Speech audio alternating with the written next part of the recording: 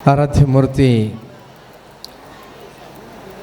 ಶ್ರೀ ಮಹಾದೇವ ಪಾರ್ವತಿ ಶಾಸ್ತಾರ ದೇವರ ಸನ್ನಿಧಿಯಲ್ಲಿ ಶಿರಸ ಪ್ರಣಾಮವನ್ನು ಅರ್ಪಿಸುತ್ತಾ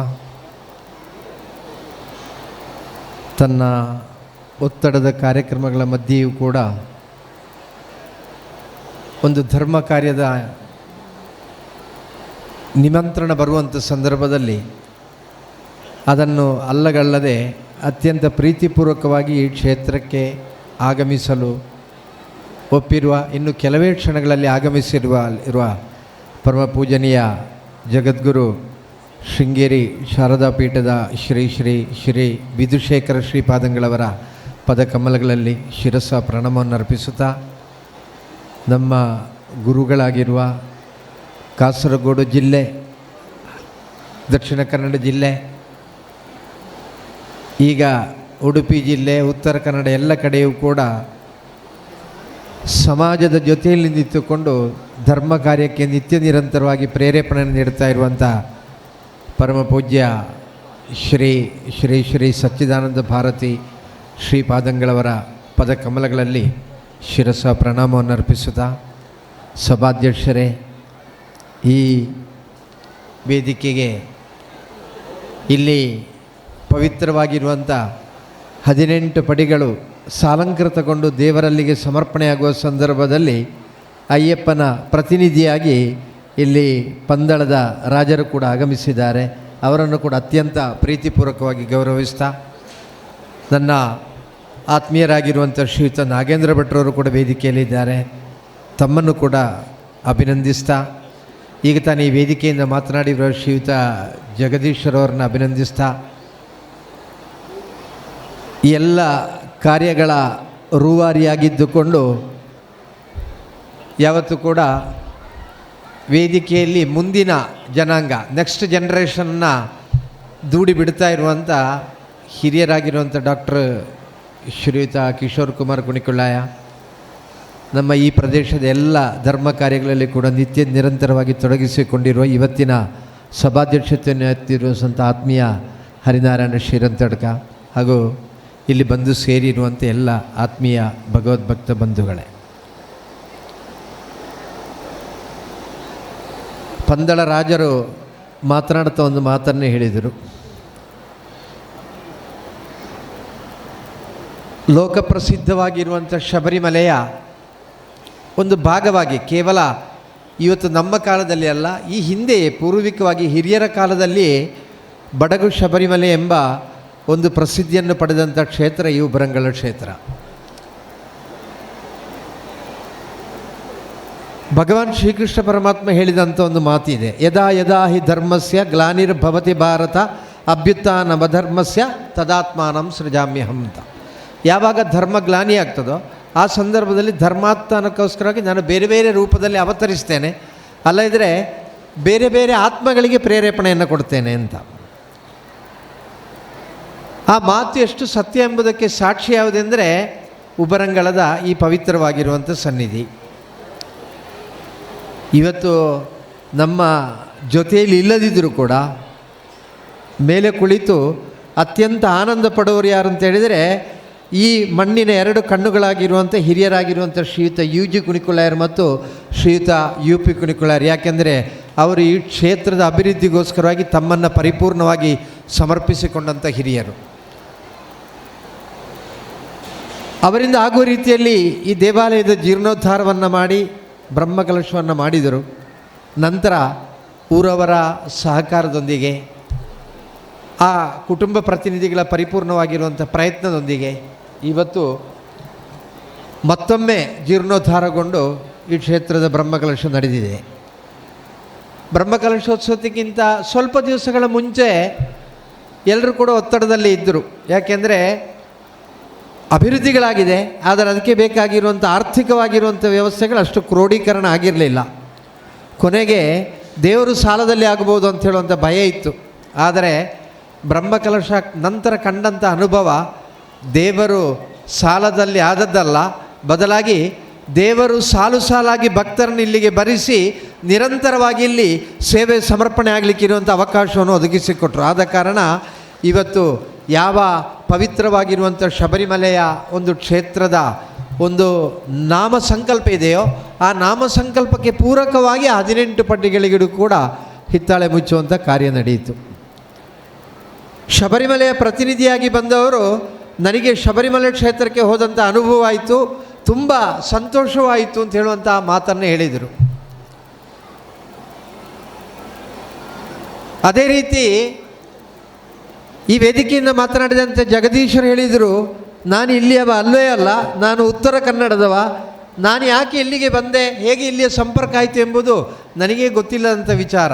ಆದರೆ ಒಂದು ಅರ್ಥದಲ್ಲಿ ದೈವಿಕವಾಗಿರುವಂಥ ಸಂಕಲ್ಪದಂತೆ ಕೇರಳದ ದಕ್ಷಿಣದಲ್ಲಿರುವಂಥ ರಾಜರು ಕೂಡ ಈ ವೇದಿಕೆಯಲ್ಲಿದ್ದಾರೆ. ಉತ್ತರ ಕನ್ನಡ ಜಿಲ್ಲೆಯಿಂದ ಬಂದಿರುವಂಥ ಜಗದೀಶರು ಈ ವೇದಿಕೆಯಲ್ಲಿದ್ದಾರೆ.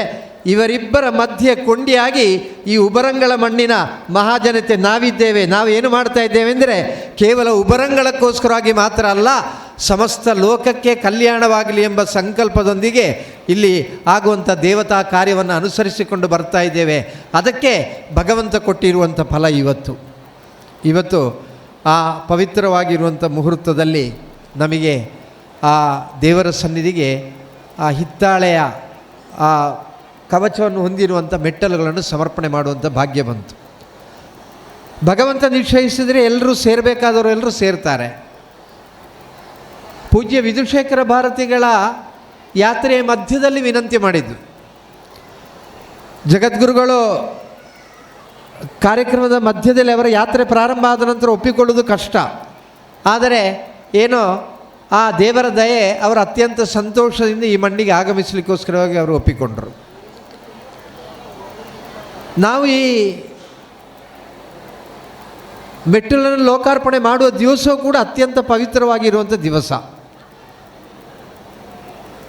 ಒಂದು ವೇಳೆ ಕೇರಳ ರಾಜ್ಯದಲ್ಲಿಯೇ ಶಂಕರ ಪರಂಪರೆಯ ಅವಿಚ್ಛಿನ್ನ ಪರಂಪರೆಯಾಗಿ ಇವತ್ತಿಗೂ ಕೂಡ ಆ ತೋಟಕಾಚಾರ್ಯ ಪರಂಪರೆಯ ಸನಾತನವಾಗಿರುವಂಥ ಸಂಸ್ಕಾರವನ್ನು ನಿರಂತರವಾಗಿ ಕಾಪಾಡಿಕೊಂಡು ಬಂದಿರುವಂಥ ನಮ್ಮೆಲ್ಲರ ಹೆಮ್ಮೆಯ ಮಠ ಎಡನೀರು ಮಠ. ಎಡನೀರು ಮಠದ ಹಿರಿಯ ಯತಿಗಳು ಅನೇಕ ಸಾಧನೆಗಳನ್ನು ಮಾಡಿದರು. ಇಡೀ ಸಮಾಜದಲ್ಲಿ ಪ್ರಶ್ನೆ ಇತ್ತು, ಆ ಹಿರಿಯ ನಂತರಗಳ ನಂತರ ಏನು?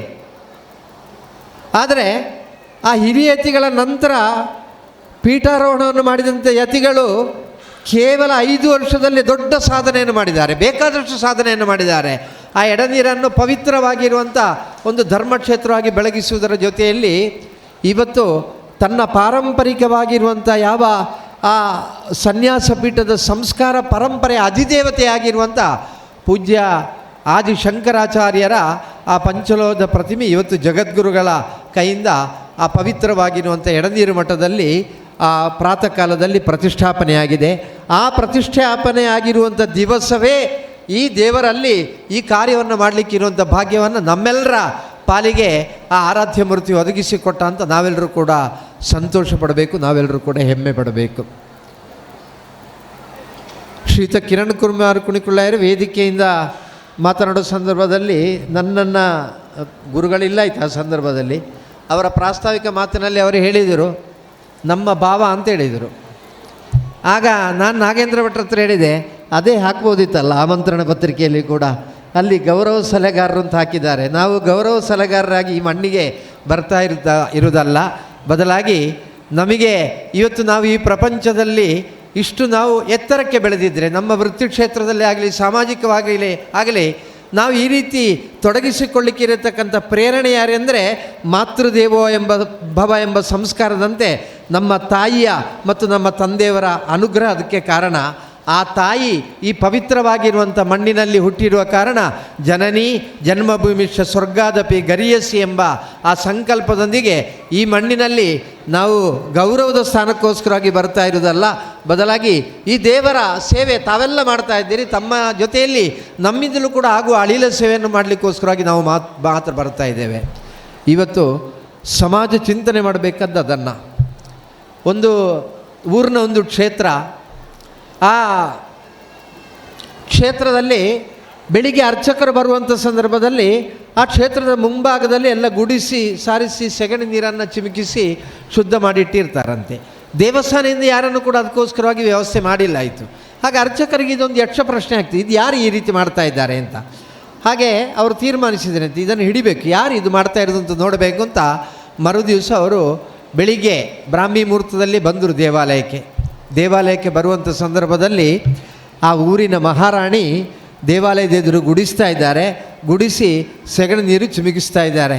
ಅದಾದ ನಂತರ ಅವರು ಹೋಗಿ ಸ್ನಾನ ಮಾಡಿ ಅರ್ಚಕರ ಪೂಜೆಗೆ ತಯಾರಾಗುವಾಗ ರಾಜಗೌರವದೊಂದಿಗೆ ಅವರು ಆ ಕ್ಷೇತ್ರಕ್ಕೆ ಬರ್ತಾಯಿದ್ದರು. ಹಾಗೆ ಬಂದಾಗುವಾಗ ಅರ್ಚಕರು ಅವರು ಕುತೂಹಲ ತಡಿಲಿಕ್ಕಾಗದೆ ಆ ತಾಯಿ ಹತ್ರ ಕೇಳ್ತಾರಂತೆ, ಅಮ್ಮ ನೀನು ಈ ಊರಿನ ಮಹಾರಾಣಿ, ನೀನೊಂದು ಸೂಚನೆ ಕೊಟ್ಟರೆ ಸಾಕು, ಪ್ರತಿ ದಿವಸವೂ ಕೂಡ ಈ ದೇವಸ್ಥಾನದ ಮುಂಭಾಗದಲ್ಲಿ ಬಂದು ಗುಡಿಸಿ ಇಲ್ಲಿ ಶುದ್ಧ ಮಾಡಲಿಕ್ಕೆ ಈ ಊರಿನ ಜನತೆ ತಯಾರಾಗ್ತಾರೆ. ಹಾಗೆ ಅವರಿಗೆ ಆಜ್ಞೆಯನ್ನು ಮಾಡೋದು ಬಿಟ್ಟು ತಾನೇ ಬಂದು ಬೆಳಗ್ಗಿನ ಹೊತ್ತು ಇಲ್ಲಿ ಗುಡಿಸಿ ಸೆಗಣಿ ಸಾರಿಸ್ತಾ ಇದೆಯಲ್ಲ, ನಾನು ಇವತ್ತು ಗಮನಿಸಿದ್ದೇನೆ, ನಾನು ಎಷ್ಟೋ ದಿವಸದಿಂದ ನೋಡ್ತಾ ಇದ್ದೇನೆ, ಇದು ಯಾರು ಈ ಕೆಲಸವನ್ನು ಮಾಡ್ತಾ ಇದ್ದಾರೆ ಅಂತ ಗೊತ್ತಿಲ್ಲ ಆಯ್ತು ನನಗೆ. ಆದರೆ ಇವತ್ತು ಬೆಳಿಗ್ಗೆ ನನ್ನ ಕಣ್ಣಾರೆ ಕಂಡ ನಂತರ ಗೊತ್ತಾಯ್ತು ತಾವು ಮಾಡ್ತಾ ಇದ್ದೀರಿ, ಯಾಕೆ ಮಾಡ್ತಾ ಇದ್ದೀರಿ ಅಂತ ಕೇಳಿದ್ರಂತೆ. ಆಗ ಮಹಾರಾಣಿ ಹೇಳ್ತಾಳಂತೆ, ಅರ್ಚಕರೇ, ನಾನು ಹಿಂದಿನ ಜನ್ಮದಲ್ಲಿ ಒಂದು ಹಕ್ಕಿಯಾಗಿರುವಂಥ ಸಂದರ್ಭದಲ್ಲಿ ನೋಡಿ ಆ ದೇವಸ್ಥಾನದ ಪಕ್ಕದಲ್ಲಿರುವಂಥ ಮರದಲ್ಲಿ ನಾನು ಕುಳಿತುಕೊಳ್ತಾ ಇದ್ದೆ. ಆ ಮರದಿಂದ ನಾನು ಹಾರಿ ಹೋಗುವಂಥ ಸಂದರ್ಭದಲ್ಲಿ ಈ ದೇವಾಲಯದ ಗರ್ಭಗುಡಿಯ ಮೇಲೆ ಹಾದು ಹೋಗುವಾಗ ನನ್ನ ರೆಕ್ಕೆಯಲ್ಲಿ ಬರ್ತಾ ಇದ್ದಂಥ ಗಾಳಿಯಲ್ಲಿ ಆ ಗರ್ಭಗುಡಿಯ ಮಾಡಿನ ಮೇಲೆ ಇದ್ದಂಥ ಧೂಳು ಹಾರಿ ಹೋಗ್ತಾ ಇತ್ತು, ಅಲ್ಲಿ ಶುದ್ಧ ಆಗ್ತಾ ಇತ್ತು.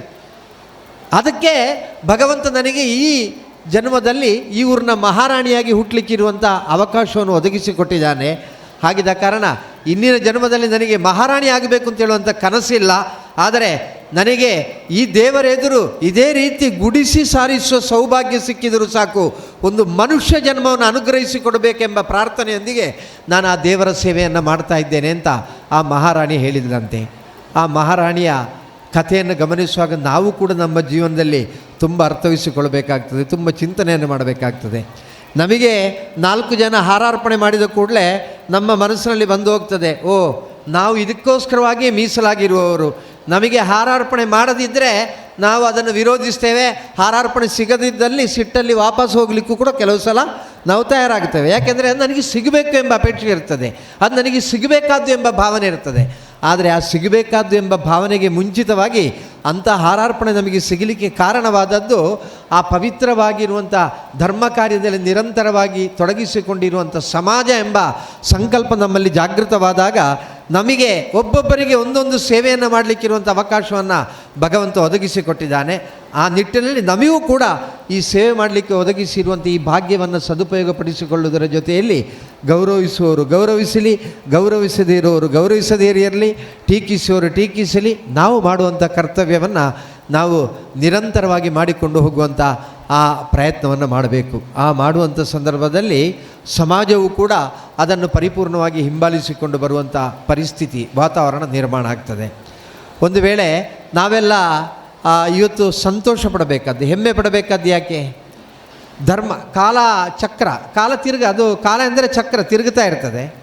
ಚಕ್ರ ತಿರುಗುತ್ತಾ ಇರುವಂಥ ಸಂದರ್ಭದಲ್ಲಿ ಆ ಚಕ್ರದ ಪದರ ಒಮ್ಮೆ ಮೇಲ್ಭಾಗದಲ್ಲಿದ್ದರೆ ಮತ್ತೊಮ್ಮೆ ಅದು ಕೆಳಭಾಗಕ್ಕೆ ಹೋಗಲೇಬೇಕು. ಅದೇ ರೀತಿ ಕಾಲಚಕ್ರದ ಸ್ಥಿತಿಯಲ್ಲಿ ಕಾಲಸ್ಯ ಕುಟಿಲಾಗತಿ ಅಂತ ಶಾಸ್ತ್ರಜ್ಞರು ಹೇಳಿದರು. ಕಾಲಚಕ್ರದ ಸ್ಥಿತಿಯಲ್ಲಿ ಧರ್ಮ ಉನ್ನತಿಯ ಪಥದಲ್ಲಿ ಪ್ರವಹಿಸಿದಂಥ ಕಾಲವೂ ಇದೆ, ಧರ್ಮ ಅವನತಿಯ ಪಥದಲ್ಲಿ ಪ್ರವಹಿಸಿದಂಥ ಕಾಲವೂ ಇದೆ. ಹಾಗೆ ಗಮನಿಸಿದರೆ ಇಡೀ ಹಿಂದೂ ಸಮಾಜಕ್ಕೆ ದಾರಿದ್ರ್ಯ ಬರುವಂಥ ಸಂದರ್ಭದಲ್ಲಿ ನಮ್ಮೆಲ್ಲ ಆರಾಧನೆಗಳು ನಿಂತು ಹೋದವು, ನಮ್ಮ ದೇವಾಲಯಗಳು ನಾಶ ಆದವು, ನಮ್ಮ ಮನೆಯಲ್ಲಿ ನಡೀತಾ ಇದ್ದಂಥ ಸಂಪ್ರದಾಯಗಳು ಕೂಡ ನಿಂತು ಹೋದವು. ಯಾಕೆಂದರೆ ಒಂದು ಹೊತ್ತಿನ ತುತ್ತಿಗೂ ಕೂಡ ಹಿಂದೂ ಸಮಾಜ ಪರದಾಡುವಂಥ ಸಂದರ್ಭದಲ್ಲಿ ಸ್ವಾಮಿ ವಿವೇಕಾನಂದರ ಮಾತು ನೆನಪಾಗ್ತಾ ಇದೆ. ಸ್ವಾಮಿ ವಿವೇಕಾನಂದರು ಏನು ಹೇಳಿದರು? ಹಸಿದ ಹೊಟ್ಟೆಯಲ್ಲಿ ಬಂದಿರುವವನಿಗೆ ಆ ಸಂದರ್ಭದಲ್ಲಿ ಧರ್ಮಶಾಸ್ತ್ರವನ್ನು ಬೋಧಿಸಿಕೊಡುವುದಲ್ಲ, ಬದಲಾಗಿ ಅವನ ಹಸಿದ ಹೊಟ್ಟೆಗೆ ಒಂದಿಷ್ಟು ಆಹಾರವನ್ನು ಕೊಡಬೇಕು ಅಂತ ಹೇಳುವಂಥ ಮಾತನ್ನು ಸ್ವಾಮಿ ವಿವೇಕಾನಂದರು ಹೇಳಿದರು. ಅದೇ ರೀತಿ ನಾವು ದಾರಿದ್ರ್ಯವನ್ನು ಅನುಭವಿಸ್ತಾ ಇರುವಂಥ ಸಂದರ್ಭದಲ್ಲಿ ಒಂದು ಹೊತ್ತಿನ ತುತ್ತಿಗೆ ಏನು ದಾರಿ ಅಂತೇಳಿ ಗಮನಿಸುವುದು ಬಿಟ್ಟು ನಾವು ಬೇರೆ ಏನನ್ನು ಮಾಡಲಿಕ್ಕೆ ಸಾಧ್ಯ ಇಲ್ಲ ಆಯಿತು. ಆ ಸಂದರ್ಭದಲ್ಲಿ ನಮ್ಮ ಹಲವು ಆರಾಧನೆಗಳು ನಮ್ಮ ಕೈ ತಪ್ಪಿ ಹೋಗಿದೆ, ಹಲವು ಕ್ಷೇತ್ರಗಳು ಜೀರ್ಣಾವಸ್ಥೆ ಆಗುವಂಥ ಪರಿಸ್ಥಿತಿ ನಿರ್ಮಾಣ ಆಗಿದೆ. ಯಾರ್ಯಾರೋ ಬಂದು ಇಲ್ಲಿ ಆಕ್ರಮಣ ಮಾಡಿ ನಮ್ಮ ದೇವಾಲಯಗಳೆಲ್ಲ ನಾಶ ಆಯಿತು ಅಂತ ನಾವು ಇವತ್ತು ಚರಿತ್ರೆಯನ್ನು ಬರಿತಾ ಇದ್ದೇವೆ. ಆ ಚರಿತ್ರೆ ಪುಟಗಳಲ್ಲಿ ಓದುವಾಗ ನಾವು ಗಮನಿಸ್ತಾ ಇದ್ದೇವೆ, ಯಾರ್ಯಾರೋ ಬಂದು ನಾಶ ಮಾಡಿದರು ಎಂಬುದಕ್ಕಿಂತಲೂ ಕೂಡ ಹೆಚ್ಚಾಗಿ ಆ ಯಾರ್ಯಾರೋ ಬರುವಂಥ ಸಂದರ್ಭದಲ್ಲಿ ಅವರನ್ನು ಅತ್ಯಂತ ಶಕ್ತಿಯುತವಾಗಿ ಎದುರಿಸಲಿಕ್ಕಿರುವಂಥ ತಾಕತ್ತು ನಮ್ಮಲ್ಲಿ ಇಲ್ಲಾಯಿತು ಎಂಬುದು ಸತ್ಯ. ಆ ಸಂದರ್ಭದಲ್ಲಿ ನಾವು ಶಕ್ತರಾಗಿ ಇರ್ತಿದ್ರೆ ಯಾರೂ ಕೂಡ ಇಲ್ಲಿಗೆ ಪ್ರವೇಶ ಮಾಡುವಂಥ ಪರಿಸ್ಥಿತಿ ನಿರ್ಮಾಣ ಆಗಲಿಕ್ಕಿಲ್ಲ ಆಯಿತು, ಯಾರೂ ಕೂಡ ಆಕ್ರಮಿಸುವಂಥ ಪರಿಸ್ಥಿತಿ ನಿರ್ಮಾಣ ಆಗಲಿಕ್ಕಿಲ್ಲ ಆಯಿತು. ನಾವು ತುಂಬ ದಿವಸ ಹಿಂದೆ ಹೋಗೋದು ಬೇಡ, ಇತ್ತೀಚಿನ ದಿವಸಗಳಲ್ಲಿ ನಡೆದಿರುವಂಥ ವಿದ್ಯಮಾನವನ್ನು ಗಮನಿಸಿದರೆ, ನಾನು ಆ ವಿಚಾರವನ್ನು ಈ ವೇದಿಕೆಯಲ್ಲಿ ಹೇಳ್ತಾ ಇಲ್ಲ, ಆದರೂ ಕೂಡ ಅದರ ಮಾರ್ಮಿಕವಾಗಿರುವಂಥ ಸಂದೇಶವನ್ನು ಹೇಳ್ತಾ ಇದ್ದೇನೆ. ಇತ್ತೀಚೆಗೆ ಪಶ್ಚಿಮ ಬಂಗಾಳದಲ್ಲಿ ಚುನಾವಣೆ ನಡೀತು, ಅಲ್ಲಿ ಒಂದು ಹೊಸ ಸರ್ಕಾರ ಆಡಳಿತಕ್ಕೆ ಬಂತು. ನನ್ನೊಬ್ಬ ಆತ್ಮೀಯ ಮಿತ್ರರು ಹೇಳಿದರು, ಈಗ ನಮ್ಮ ಕಳ್ಕೊಂಡವರೆಲ್ಲರೂ ಕೂಡ ಈಗ ಅವರವರ ಸೊತ್ತನ್ನು ಯಾವುದೇ ನಿಬಂಧನೆಗಳಿಲ್ಲದೆ ಪಡ್ಕೊಳ್ಳೋಲ್ಲಿಗೆ ಮುಟ್ಟಿದೆ. ಯಾಕೆ? ಈಗ ಯಾರದ್ದು ಕೂಡ ಜಬರ್ದಸ್ತಲ್ಲಿ ನಡೀತಾ ಇಲ್ಲ ಅಂತ. ಅಂದರೆ ನಾವು ಗಟ್ಟಿಯಾಗಿದ್ದರೆ ಯಾರು ಕೂಡ ಆಕ್ರಮಿಸುವುದಿಲ್ಲ. ಯಾವಾಗ ನಾವು ಕ್ಷೀಣಿಸಿರ್ತೇವೋ ಆ ಸಂದರ್ಭದಲ್ಲಿ ಆಕ್ರಮಣಗಳು ನಡೀತದೆ. ಆ ಸಂದರ್ಭದಲ್ಲಿ ನಮಗೆ ನಮ್ಮದಾಗಿರುವಂಥ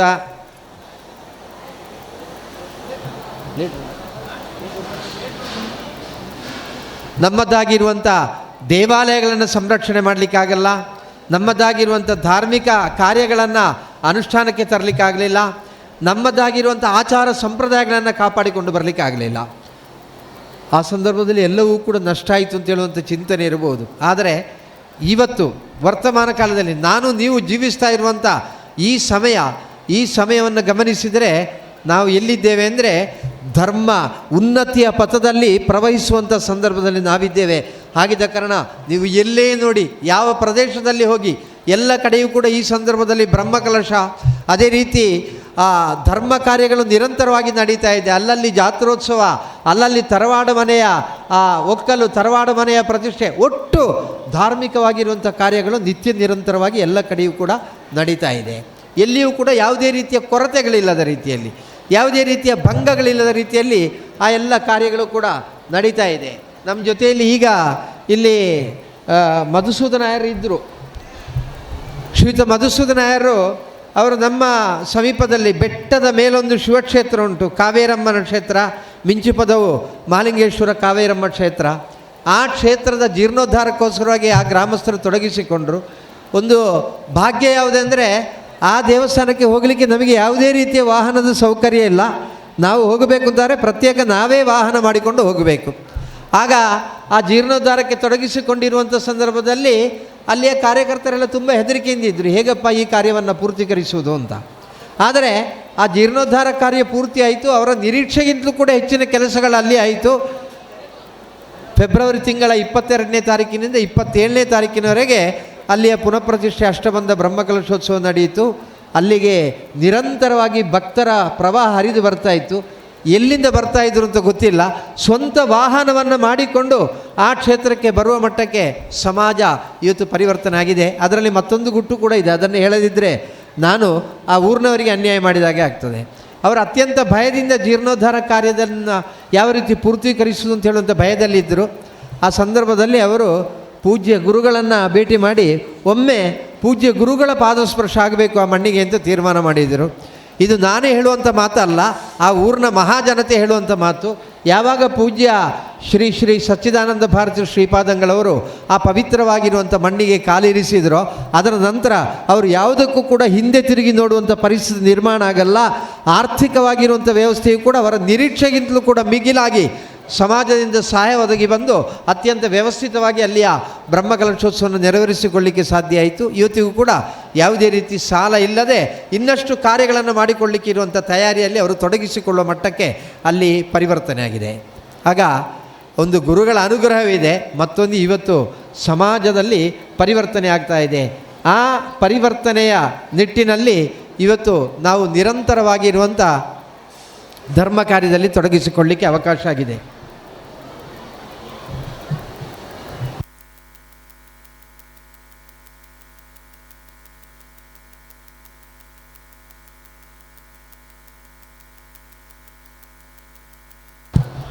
ನಾವು ನಿರಂತರವಾಗಿ ಧರ್ಮ ಕಾರ್ಯದಲ್ಲಿ ತೊಡಗಿಸಿಕೊಳ್ಳಬೇಕು. ಮತ್ತೊಂದು ಕೊನೆಯದಾಗಿರುವಂಥ ಒಂದು ವಿಚಾರವನ್ನು ಅತ್ಯಂತ ಅನಿವಾರ್ಯವಾಗಿ ಹೇಳಲೇಬೇಕು. ಯಾಕೆಂದರೆ ಯಾವತ್ತೂ ಕೂಡ ಗುರುಗಳ ಮಾತು ಅಂತೇಳಿದರೆ ಆ ಗುರುಗಳ ಮಾತನ್ನು ಶಿರಸ ವಹಿಸಬೇಕಾದ್ದು ಶಿಷ್ಯರಾಗಿರುವಂಥ ಕರ್ತವ್ಯ. ನಾನು ಹಲವಾರು ದಿವಸದಿಂದ ಬೇರೆ ಬೇರೆ ವೇದಿಕೆಗಳಲ್ಲಿ ಹೇಳ್ತಾ ಇದ್ದಂಥ ಮಾತು, ನಾವು ಇಷ್ಟೊಳ್ಳೆ ಕ್ಷೇತ್ರವನ್ನು ನಿರ್ಮಾಣ ಮಾಡಿದ್ದೇವೆ, ಈ ಕ್ಷೇತ್ರ ಜೀರ್ಣೋದ್ಧಾರ ಆಗಿದೆ, ಬ್ರಹ್ಮಕಲಶ ಆಗಿದೆ. ಇಲ್ಲಿ ನಿರಂತರವಾಗಿ ಈಗ ಭಕ್ತರು ಬರ್ತಾ ಇದ್ದಾರೆ. ಈಗ 2026ನೇ ಇಸವಿಯಲ್ಲಿ ನಾವಿದ್ದೇವೆ. ಒಂದು ವೇಳೆ 2056ನೇ ಇಸವಿಗಾಗುವಾಗ ಇಲ್ಲಿಗೆ ಬರುವವರು ಯಾರು ಎಂಬ ಪ್ರಶ್ನೆ ನಮ್ಮಲ್ಲಿ ಜೀವಂತವಾಗಿದೆ. ಅದು ಈಗ ನಾನು ಒತ್ತಿ ಹೇಳಲಿಕ್ಕೆ ಕಾರಣ ಏನೆಂದರೆ, ನಾನು ಗುರುಗಳು ನಿನ್ನೆ ಒಂದೇ ವೇದಿಕೆಯಲ್ಲಿದ್ದೆವು. ಆ ವೇದಿಕೆಯಲ್ಲಿ ಇರುವಂಥ ಸಂದರ್ಭದಲ್ಲಿ ಅವರು ಹಸಿಯಾಗಿ ಹೇಳಿದರೂ ಕೂಡ ಮಾರ್ಮಿಕವಾಗಿ ಹಿಂದೂ ಸಮಾಜಕ್ಕೆ ಒಂದು ಸಂದೇಶವನ್ನು ಕೊಟ್ಟರು. ನಮ್ಮಲ್ಲಿ ಜನಸಂಖ್ಯೆ ಕಡಿಮೆ ಆಗ್ತಾ ಇದೆ, ಒಂದು 30 ವರ್ಷ ಕಳೆದ ನಂತರ ನಮ್ಮ ದೇವಾಲಯದ ವ್ಯವಸ್ಥೆ ಹೇಗಿರಬಹುದು ಎಂಬ ಪ್ರಶ್ನೆಯನ್ನು ಅವರು ಮುಂದಿಟ್ಟರು. ಆದ್ದರಿಂದ ನಾವೇನು ಮಾಡಿದ್ದೇವೆ ಅಂದರೆ, ಈ ಸಲ ನಮ್ಮ ಕುಂಟಾರು ಜಾತ್ರೋತ್ಸವದಲ್ಲಿ ನಮ್ಮ ಕಾರ್ಯಕರ್ತರೊಂದು ನಿರ್ಣಯ ಮಾಡಿದರು, ನಮ್ಮ ಸಮಿತಿಯವರೆಲ್ಲರೂ ಸೇರಿ ನಿರ್ಣಯ ಮಾಡಿದರು, ಅತಿ ಹೆಚ್ಚು ಮಕ್ಕಳನ್ನು ಪಡೆದ ದಂಪತಿಗಳಿಗೆ ಈ ಸಲ ವೇದಿಕೆಯಿಂದ ಗೌರವಾರ್ಪಣೆ ಮಾಡೋದು ಅಂತ. ಆಗ ಕಾರ್ಯಕರ್ತರ ಹತ್ರ ನಾನು ಹೇಳಿದೆ, ಹೆಚ್ಚಿನ ಅಂಶ ನನಗೆ, ಯಾಕೆಂದರೆ ನನಗೆ 3 ಮಕ್ಕಳುಂಟು, ಆಗಿದ್ದಾರಣ್ಣ ನನಗೆ ಆಗಿರ್ಬೋದು ಅಂತ ನಾನು ತಮಾಷೆಯಾಗಿ ಹೇಳಿದೆ. 4 ದಿವಸ ಬಿಟ್ಟು ಹೇಳಿದರು ಕಾರ್ಯಕರ್ತರು, ನಿಮಗಿಲ್ಲ, ನಿಮ್ಮ ಅವಕಾಶ ಕೈ ತಪ್ಪಿದೆ. 6 ಮಕ್ಕಳನ್ನು ಪಡೆದವರು ಇದ್ದಾರೆ, ಆದರೆ ಅವರಿಗೆ ಈ ವರ್ಷ ಆ ವೇದಿಕೆಗೆ ಬರಲಿಕ್ಕೆ ಆಗೋದಿಲ್ಲ. ಆದರೆ ಅದರ ನಂತರ 5 ಮಕ್ಕಳನ್ನು ಪಡೆದವರಿದ್ದಾರೆ. ಆ 5 ಮಕ್ಕಳನ್ನು ಪಡೆದಂಥ ದಂಪತಿಗಳಿಗೆ ನಾವು ಜಾತ್ರೋತ್ಸವದ ಸಂದರ್ಭದಲ್ಲಿ ಗೌರವಾರ್ಪಣೆಯನ್ನು ಮಾಡಿದೆವು.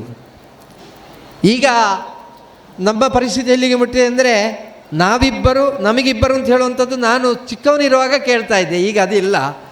ನಾವಿಬ್ಬರು ನಮಗೆ ಒಬ್ಬರೇ ಅಂತ ಹೇಳುವ ಮಟ್ಟಕ್ಕೆ ನಾವು ಬಂದಿದ್ದೇವೆ. ಇನ್ನೊಂದು 5 ವರ್ಷ ಕಳೆದರೆ ಪರಸ್ಪರ ನಾವಿಬ್ಬರೇ ಅಂತ ಹೇಳೋ ಮಟ್ಟಕ್ಕೆ ನಾವು ಮುಟ್ಟಿದರೆ, ಈ ದೇವಾಲಯ ಯಾರಿಗೆ, ನಮ್ಮ ತರವಾಡ ಮನೆಗಳು ಯಾರಿಗೆ, ನಮ್ಮ ಮಠ ಮಂದಿರಗಳು ಯಾರಿಗೆ, ಇಲ್ಲಿ ಆಗುವಂಥ ಧರ್ಮ ಕಾರ್ಯದಲ್ಲಿ ತೊಡಗಿಸಿಕೊಳ್ಳಬೇಕು ಅಂತಾದರೆ ನಾವೆಲ್ಲರೂ ಕೂಡ ಸಮರ್ಪಿತರಾಗಬೇಕು, ನಮ್ಮನ್ನು ಸಮರ್ಪಿಸಿಕೊಳ್ಳಬೇಕು. ಇವತ್ತು ನಾನು ಒಂದು ವೇಳೆ ನಿಮ್ಮ ಎದುರು ಮಾತನಾಡುವಂಥ ಸಂದರ್ಭದಲ್ಲಿ ನೀವೇನು ಮಾಡಿದ್ದೀರಿ ಅಂತ ಕೇಳಿದರೆ, ಹೆಚ್ಚಿನ ಅಂಶ ದೇವರ ದಯದಿಂದ ಒಂದು 3 ಮಕ್ಕಳ ಅಪ್ಪನಾದರೂ ಕೂಡ ಆಗಿದ್ದೇನೆ. ಒಂದು ವೇಳೆ ಅದಕ್ಕಿಂತಲೂ ಕೂಡ ಮುಂದುವರಲಿಕ್ಕೆ ಅವಕಾಶ ಇತ್ತು. ಆ ಸಂದರ್ಭದಲ್ಲಿ ನನ್ನ ಅತ್ತೆ ಡಾಕ್ಟ್ರ್ ಎದುರೇ ಇದ್ದಾರೆ. ಅವರು ಹೇಳಿದರು, ಸಾಧ್ಯ ಇಲ್ಲ, ನಿನಗೆ ತಾಕತ್ತಿರ್ಬೋದಾ, ನಿನ್ನ ಹೆಂಡತಿಗೆ ಅದನ್ನು ತಡ್ಕೊಳ್ಳಿಕ್ಕೆ ಸಾಧ್ಯ ಇಲ್ಲ ಅಂತ ಹೇಳುವ ಮಾತನ್ನು ಹೇಳಿದ ಕಾರಣ 3 ಮಕ್ಕಳನ್ನು ಪಡೆದ ಹೆಮ್ಮೆ ಇದೆ. ಇವತ್ತು ಈ ಕ್ಷೇತ್ರದ ಆಚಾರ್ಯರಾಗಿರುವಂಥ ಗಣೇಶ ತಂತ್ರಿಗಳು ಕೂಡ ಅವರು ನಾವೆಲ್ಲಿಯೂ ಮಾತಾಡಲಿಕ್ಕೆ ಅರ್ಹರು ಅಂತ ಹೇಳುವ ರೀತಿಯಲ್ಲಿ ಅವರು ಕೂಡ ಈಗ 3 ಮಕ್ಕಳ ಅಪ್ಪ ಆಗಿ ನಮ್ಮ ಸಮಾಜದಲ್ಲಿ ತೊಡಗಿಸಿಕೊಂಡಿದ್ದಾರೆ. ನಿಮ್ಮ ಹತ್ರ 5 ಮಕ್ಕಳು ಬೇಕು ಅಂತ ಹೇಳೋದಿಲ್ಲ. ಒಂದು ಯುವತಿಯರು, ಮದುವೆ ಆಗುವಂಥ ಯುವತಿಯರು ತೀರ್ಮಾನ ಮಾಡಬೇಕಾದ್ದು, ನನಗೆ ಉದ್ಯೋಗ ಸಿಕ್ಕಿ ನಾನು ಮನೆ ಕಟ್ಟಿ ನನ್ನ ಸ್ವಂತವಾದಂಥ ವಾಹನ ತೆಗೆದ ನಂತರ ಮದುವೆ ಆಗುತ್ತೇನೆ ಅಂತ ತೀರ್ಮಾನ ಮಾಡಬೇಡಿ. ಅದೆಲ್ಲವೂ ಕೂಡ ಜೀವನದಲ್ಲಿ ನಮಗೆ ತನ್ನಿಂದ ತಾನೇ ಒದಗಿ ಬರ್ತದೆ. ಯುವಕರೆಲ್ಲ 21ನೇ ವಯಸ್ಸಿನಲ್ಲಿ ಮದುವೆ ಆಗಲಿಕ್ಕೆ ತಯಾರಾಗಿ, ಯುವತಿಯರೆಲ್ಲ 18ನೇ ವಯಸ್ಸಿನಲ್ಲಿ ಮದುವೆ ಆಗಲಿಕ್ಕೆ ತಯಾರಾಗಿ, ಜೊತೆಯಲ್ಲಿ ಮತ್ತೊಂದು ಪ್ರಾರ್ಥನೆ, ಗಂಡನಿಗೆ ಒಂದು ಮಗು ಇರಲಿ, ಹೆಂಡತಿಗೆ ಒಂದು ಮಗು ಇರಲಿ, 2 ಮಕ್ಕಳು ನಿಮಗಿರಲಿ, 3ನೇ ಮಕ್ಕಳನ್ನು ನಮಗೆ ಕೊಡಿ, ಧರ್ಮಕ್ಕೆ ಕೊಡಿ, ಸಮಾಜಕ್ಕೆ ಕೊಡಿ, ಈ ದೇಶಕ್ಕೆ ಕೊಡಿ. ಆ ನಿಟ್ಟಿನಲ್ಲಿ ನಾವು ಚಿಂತನೆ ಮಾಡಿದರೆ ಮಾತ್ರ ನಮ್ಮ ಹಿಂದೂ ಸಮಾಜ ಭವಿಷ್ಯತ್ತಿನಲ್ಲಿ ಈ ಧರ್ಮ ಕಾರ್ಯವನ್ನು ಸಂರಕ್ಷಣೆ ಮಾಡಿಕೊಂಡು ಮುಂದುವರಲಿಕ್ಕೆ ಸಾಧ್ಯ ಇದೆ. ಇನ್ನೇನು ಪೂಜ್ಯ ಆ ಗುರುಗಳ ಉಪಸ್ಥಿತಿಯಲ್ಲಿ, ಗುರುಗಳ ಅನುಗ್ರಹದೊಂದಿಗೆ ಆ ಪವಿತ್ರವಾಗಿರುವಂಥ 18 ಪಡಿ ಲೋಕಾರ್ಪಣೆಗೊಳ್ಳುವಂಥ ಸಮಯ ಸನ್ನಿಹಿತವಾಗಿದೆ. ಆಗಿರುವ ಕಾರಣ ನಾನು ದೀರ್ಘವಾಗಿ ಮಾತನಾಡದೆ ಎಲ್ಲರಿಗೂ ಕೂಡ ಆ ಭಗವಂತ ಒಳಿತನ್ನೇ ಮಾಡಲಿ ಎಂಬ ಪ್ರಾರ್ಥನೆಯೊಂದಿಗೆ ವಿರಮಿಸ್ತೇನೆ. ಜೈ ಹಿಂದ್.